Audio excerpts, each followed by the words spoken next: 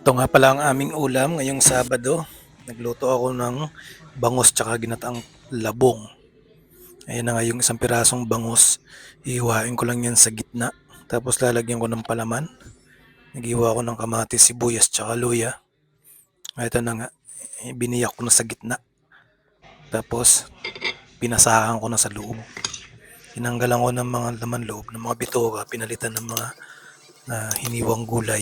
Kamatis, sibuyas, luya na may paminta tsaka asin tsaka sili.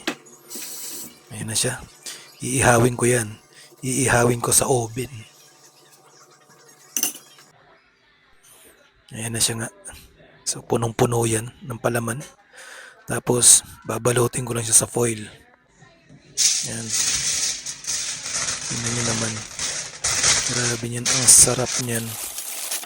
Tapos ayan na siya. Sasalang ko na yan sa oven. Ito na nga pala yung ginataang labong namin.